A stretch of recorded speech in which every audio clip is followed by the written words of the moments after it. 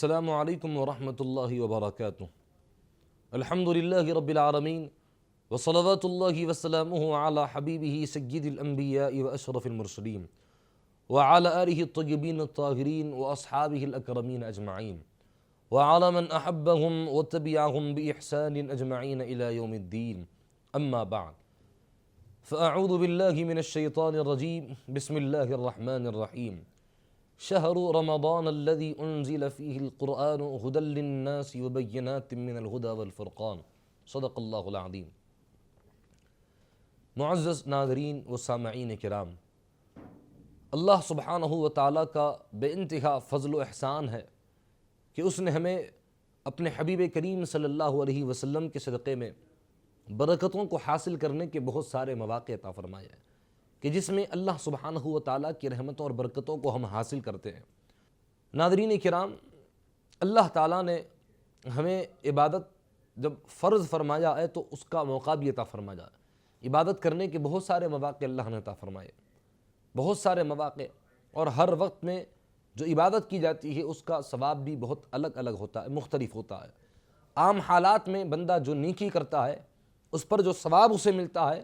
بعض مخصوص حالات میں نیکی کرنے پر اس کا اجر و ثواب بڑھا دیا جاتا ہے۔ عام حالات میں گناہ کرنے پر جو سزا ملتی ہے، لیکن کچھ مخصوص حالات ایسے ہوتے ہیں جس میں گناہ کرنے پر اس کی سزا بھی بڑھا دی جاتی ہے۔ جب ثواب بڑھا تو پھر سزا بھی بڑھ گئی فرمایا۔ اب انہی بابرکت مہینوں میں کہ جس میں اللہ پاک نیکی کی شرح میں اضافہ فرما دیتا ہے، نیکی کے ثواب کو بڑھا دیتا ہے، اور نفل عمل فرض کے برابر، فرض جو ہے 70 فرائض کے برابر ہوتا ہے، انہی بابرکت مہینوں میں ایک وہ مہینہ بھی ہے جس کے لیے نبی کریم علیہ السلام 2 ماہ قبل اللہ کی بارگاہ میں دعا کرتے تھے، اللہم بارک لنا فی رجب و شعبان وبلغنا رمضان۔ جب رجب کا مہینہ آتا نبی کریم علیہ السلام دعا فرماتے، اے اللہ ہمارے رجب اور شعبان میں برکت عطا فرما، اور تو ہمیں اتنی عمر عطا فرما دے کہ ہم رمضان کے مہینے کو پا لیں، رمضان کے مہینے تک ہم پہنچ جائے، اتنی عمر تو ہمیں عطا فرما۔ یعنی اس سے پہلے اگر موت لکھ دی گئی ہے تو پروردگارہ اتنا ہمارے لیے مہلت اور موقع عطا فرما دے کہ رمضان کی رحمتوں کو ہم پا لیں،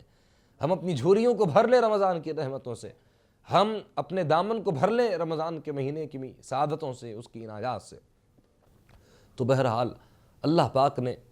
اس عظمت والے اور اس برکت والے مہینے کے لیے قرآن کریم میں فرمایا انزل فیہ القرآن۔ رمضان وہ مہینہ ہے جس میں قرآن نازل کیا گیا فرمایا، تو قرآن کا مہینہ ہے۔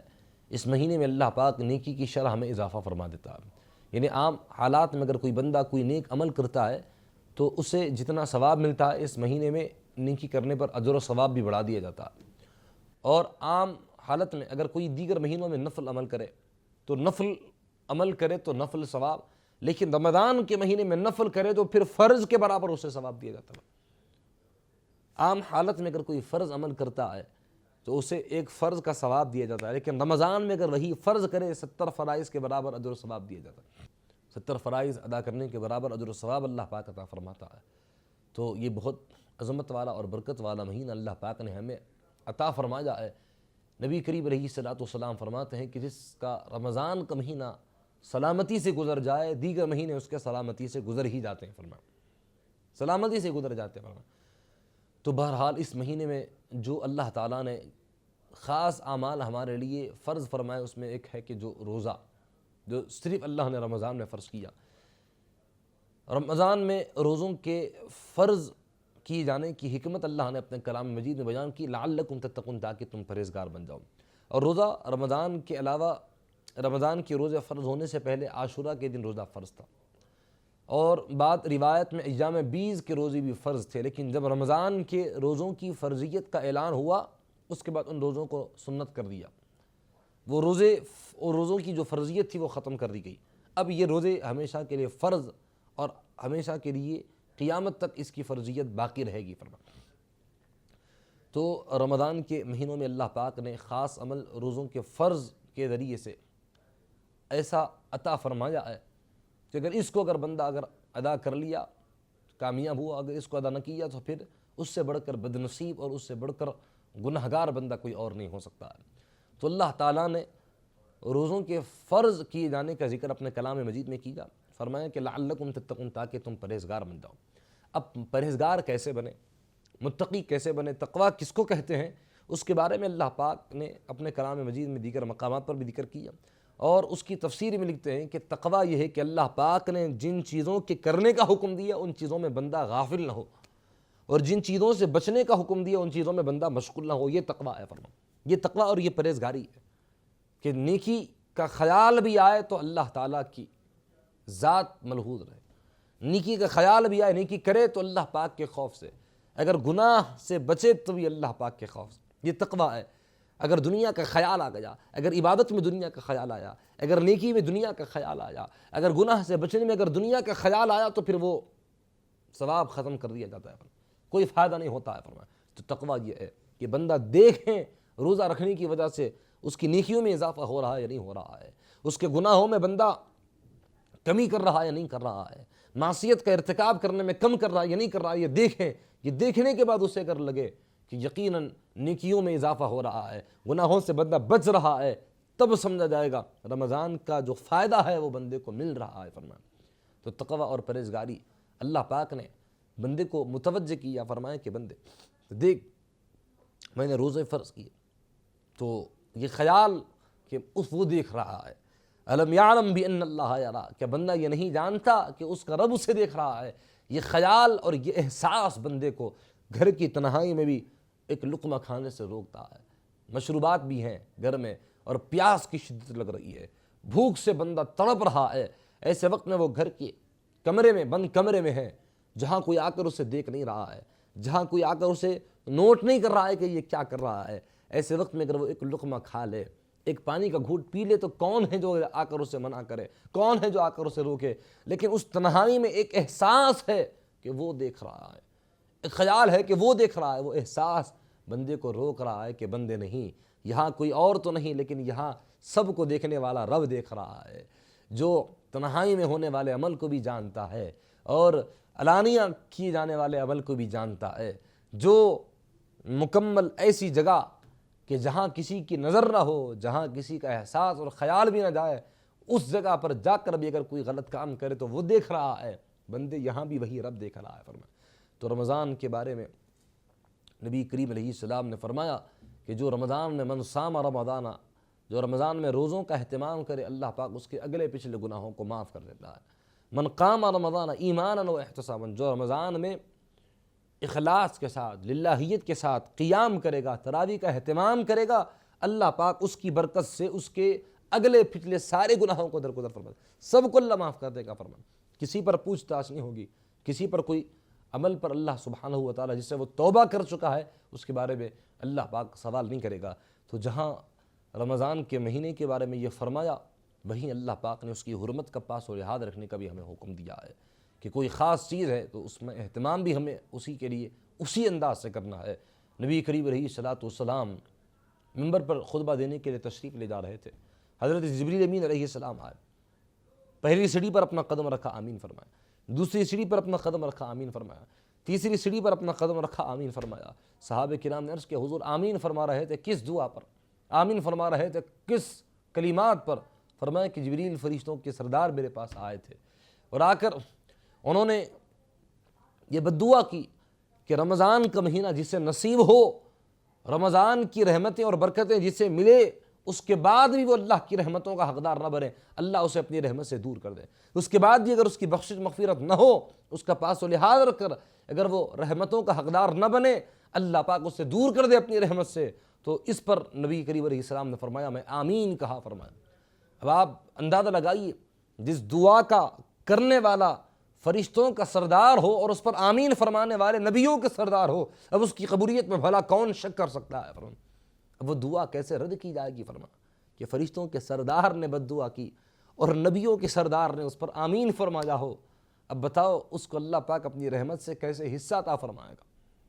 تو رمضان کا مہینہ ملنے کے بعد بخشش اور مغفرت یقینی ہے، اگر نہ ملے تو پھر سمجھو اس سے بڑی محرومی کی کوئی اور بات نہیں ہو سکتی ہے، اور رمضان کی ناقدری کرے گا تو وہی گناہ ملے گا۔ سگیر ابو الحسنات محدث دکن رحمۃ اللہ تعالیٰ علیہ فرماتے ہیں، ایک واقعہ آپ لکھتے ہیں کہ ایک شخص جس کو محشر کے میدان میں آگ کے گرزوں سے مار کر لایا جائے گا، آگ کے گرزوں سے مار کر محشر کا میدان اسے پھرایا جائے گا، یہاں سے مارے تو وہاں سے بھاگ رہا ہے، ادھر سے مارے تو ادھر بھاگ رہا ہے، آگ کے گردوں سے۔ جب اسے نبی کریم علیہ الصلوۃ والسلام نظر آئیں گے دور سے تو غریب پرور آقا، اپنے امت کے گناہگار بندوں کو، اپنے گناہگار امتیوں کو اپنے دامن میں چھپانے والے حبیب، اپنے نیکوکار امتیوں کو اللہ تعالیٰ کی بارگاہ میں شفاعت اور سفارش فرمانے والے حبیب، پردہ پوشی فرمانے والے مصطفیٰ، ایسے غریب پرور آقا نبی کریم علیہ الصلوۃ والسلام کو جب وہ دور سے دیکھے گا تو بھاگ کر آقا کے دامن سے لپٹ جائے گا، کہے گا کہ حضور بچا لیجیے، مجھ کو مارا جا رہا ہے، آقا کرم کیجیے کہ مجھ کو عذاب میں گرفتار کیا جا رہا ہے، آگ کے گرزوں سے مارا جا رہا ہے، حضور آپ بچا لیجیے۔ نبی کریم علیہ السلام کے سینے سے جا کر چمٹ جائے گا، حبیب کریم علیہ السلام اللہ کی بارگاہ میں اس کی شفاعت کریں گے، پروردگارہ گناہگار امتی ہے، یقیناً گناہ کیا، میں اس کی طرف سے شفاعت کرتا ہوں تیری بارگاہ، بخش دے مالک۔ تو جب حضور شفاعت فرمانے جائیں گے تو رمضان کا مہینہ آ جائے گا، آ کر روک دے گا، یا رسول اللہ آپ کس کی شفاعت کر رہے ہیں؟ اپنے گناہگار امتی کی شفاعت کر رہا ہوں کہ جن کے لیے بخشش اور مغفرت اللہ پاک کی بارگاہ سے میری شفاعت کے ذریعے سے ملے گی،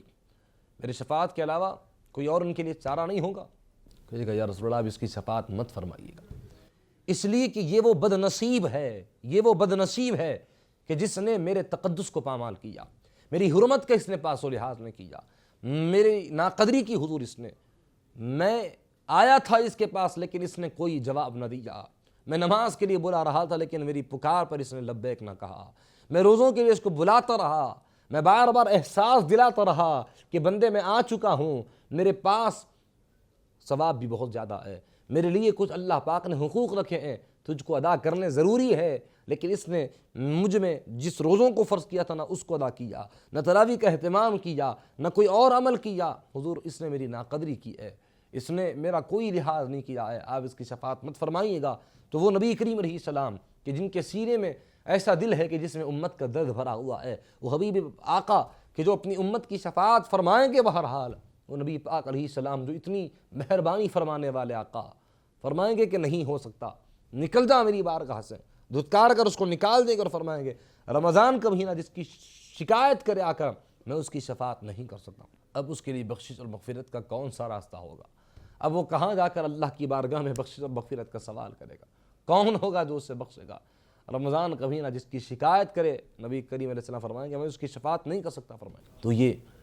اس کی جو ہے وعید ہے، رمضان کی ناقدری کرنے کے بہت سارے نقصانات ہیں۔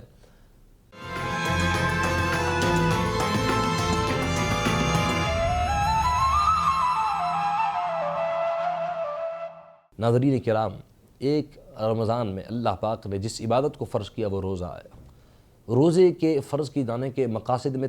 تقوی اللہ نے سب سے اہم ترین مقصد بتایا، تقوی اور پرہیزگاری۔ روزہ صرف اور بھوک اور پیاس کا نام نہیں ہے، صرف بھوکے اور پیاس رہنے کا نام نہیں ہے، بلکہ اپنے آپ کو اللہ کی اطاعت کی طرف متوجہ کرنے کا نام ہے کہ ایک لمحہ یعنی روزے کی حالت میں عبادت کرتا رہا، اب روزہ جب کھول لیا تو پھر اس کے لیے گناہ معاف نہیں ہے، حلال چیز اس کے لیے حرام نہیں ہے، حرام چیز اس کے لیے حلال، کوئی ایسا نہیں ہے، حلال حلال رہے گی۔ تو اللہ پاک نے روزے کے ذریعے سے بتایا بندے کہ روزے کی حالت میں تو جائز چیزوں کو ترک کرتا رہا، کھانا پینا تیرے لیے جائز، روزے کی حالت میں ناجائز، میاں بیوی کے درمیان میں تعلقات کا رشتہ نفسانی خواہشات کی تکمیل کے لیے وہ جو اللہ پاک نے ذریعہ رکھا جائز طریقہ اس کے لیے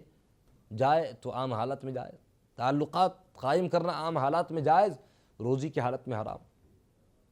تو اللہ پاک نے اس کے ذریعے سے بندے کو متوجہ کیا کہ بندے پانی پینا تیرے لیے جائز، روزی کی حالت میں حرام، کھانا کھانا تیرے لیے عام حالت میں جائز، روزی کی حالت میں حرام۔ تو جب جو چیز عام حالت میں روزمرہ زندگی میں جائز ہو، حلال ہو،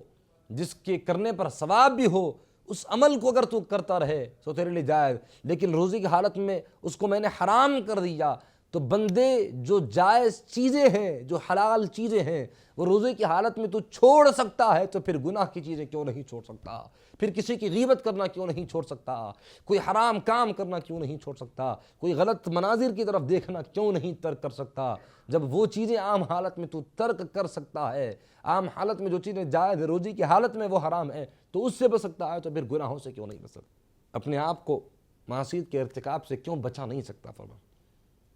تو غیبت عام حالت میں سنگین گناہ روزے کی حالت میں کر رہے ہیں۔ کیا روزہ؟ تو روزہ صرف بھوک اور پیاس کا نہیں، ہر اعضاء کا روزہ ہے۔ آنکھ کا روزہ یہ ہے کہ وہ غلط مناظر سے اپنے آپ کو دور رکھیں، گناہوں کی طرف نہ جائیں، گناہوں کے مناظر نہ دیکھیں،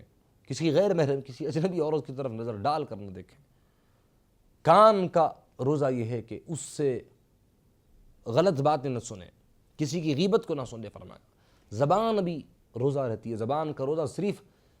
کوئی چیز کو کھانا نہیں ہے، کوئی چیز کو چکنا نہیں ہے، زبان کا روزہ یہ ہے کہ کوئی غلط بات جس سے کسی کا دل ٹوٹے اس سے روکے،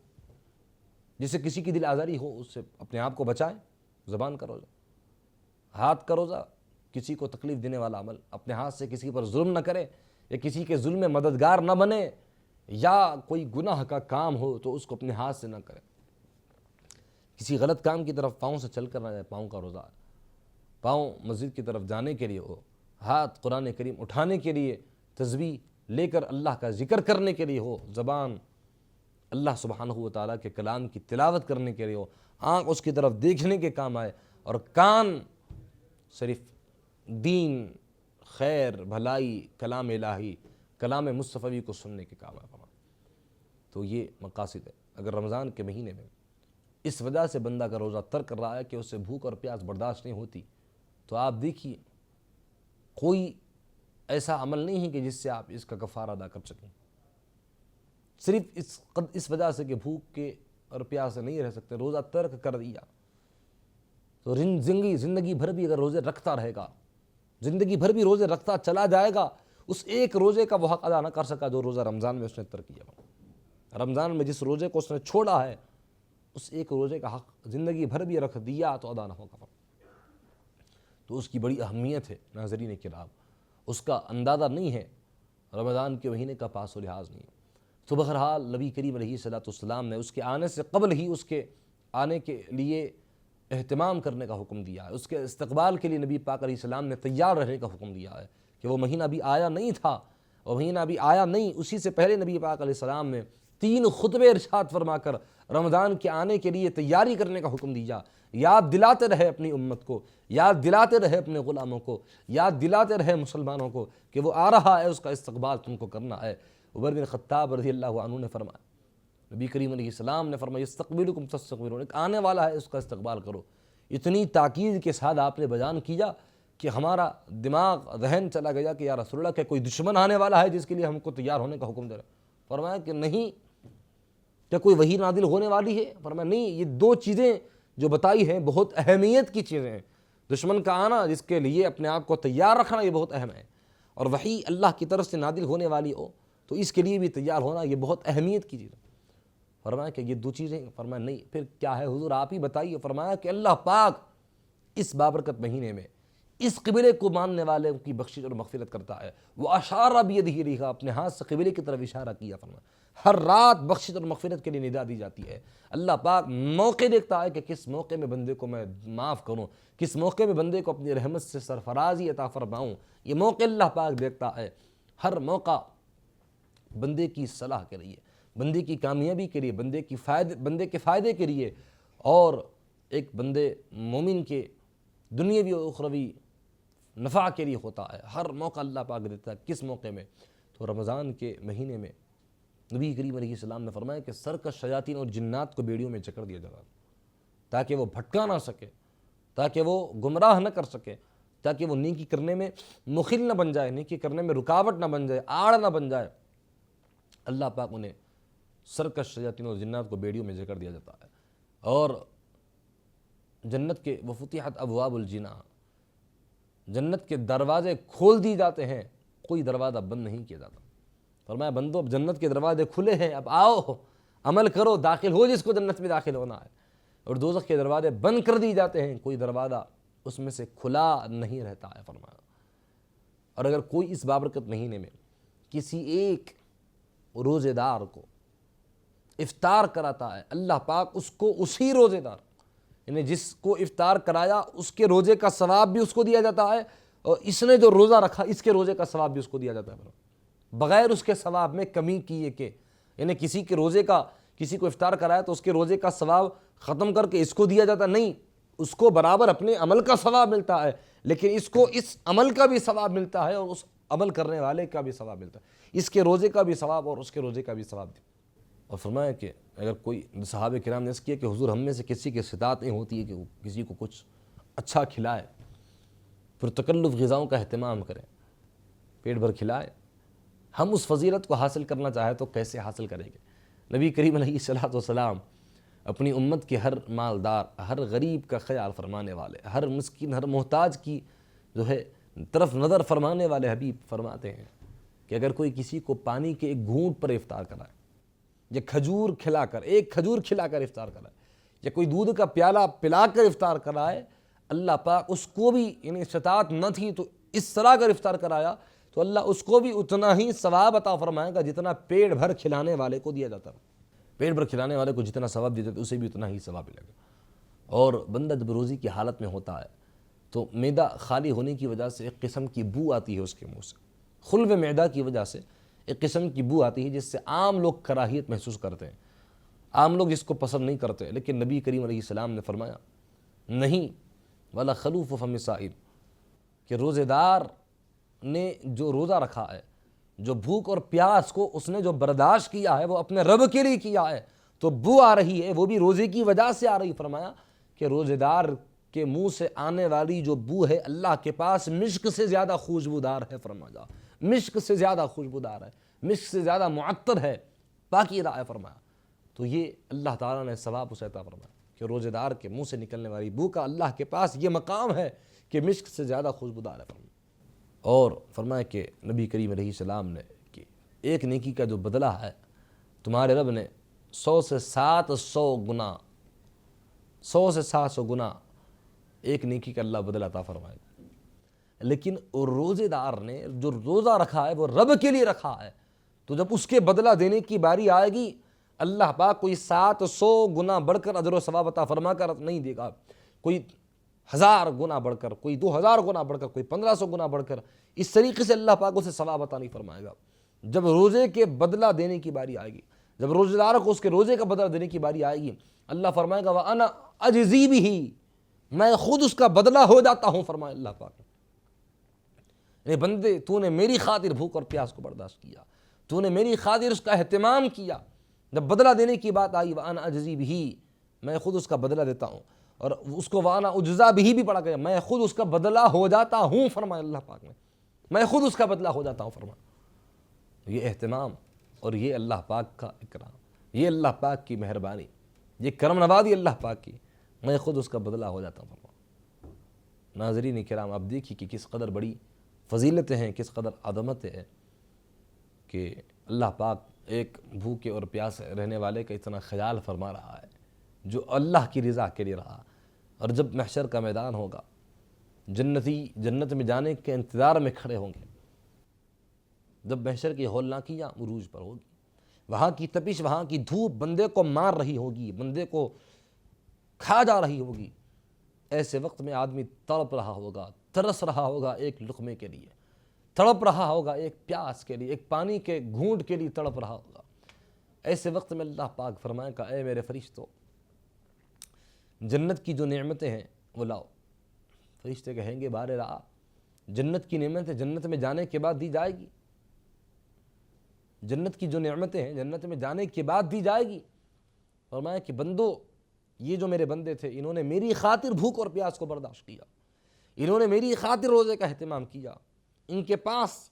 کھانے پینے کی ساری چیزیں موجود تھی، ساری فیسلٹیز موجود تھی، لیکن انہوں نے کسی چیز کا استعمال نہ کیا، سب کو ترک کیا تو میرے لیے، کھانے کو چھوڑا تو میرے لیے، پیاس کو چھوڑا میرے لیے، خواہشات کو انہوں نے ترک کیا تو میرے لیے۔ اے میرے بندو، دنیا میں انہوں نے بھوک اور پیاس کو برداشت کیا تھا، سورج کی تپش اور گرما کے موسم میں روزے بڑے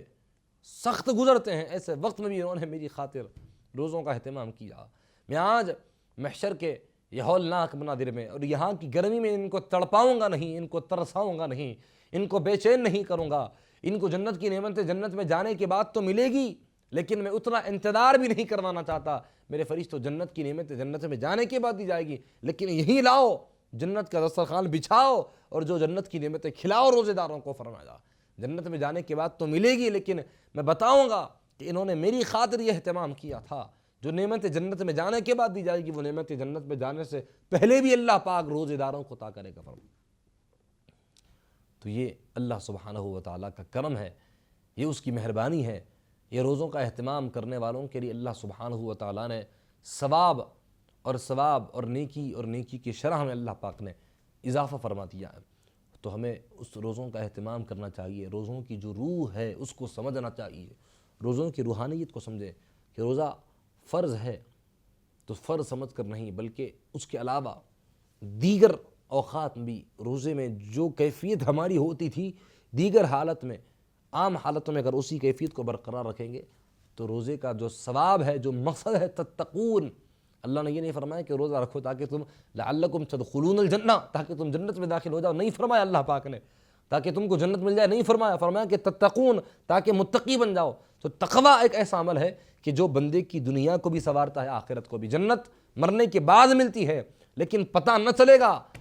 کہ اس کے اعمال قبول ہوئے یا رد ہوئے۔ تقویٰ اختیار کرے گا تو پتہ چلے گا کہ میں نے تقویٰ اختیار کیا تھا، میرے تقویٰ میں اضافہ ہوا یا نہ ہوا، اگلے سال بھی اللہ اسے موقع دے گا۔ تو فرمایا لعلکم تتقون، اثر اس کی بنیاد تقویٰ پر ہے۔ تقویٰ اگر آ گیا تو سمجھ لو کہ تمہارا روزہ کامیاب ہو گیا، رمضان بھی تمہارا کامیاب ہو گیا۔ اللہ تعالیٰ مجھ کو، آپ کو، ہم سبوں کو رمضان کے مہینے کی قدر کرنے کی توفیق عطا فرمائے، اس میں روزوں کا اہتمام اخلاص الہیت کی بنیاد پر کرنے کی توفیق عطا فرمائے۔ روزوں کی جو روحانیت ہے، جو اس کی روح ہے، پروردگار اپنے کرم سے اس کو سمجھنے کی ہمیں توفیق عطا فرمائے اور اس کے فیوز و برکات سے ہم سب کو مستفید فرمائے۔ رمضان کی ساری عبادتیں، ساری طاعتیں ہماری قبول ہو جائے،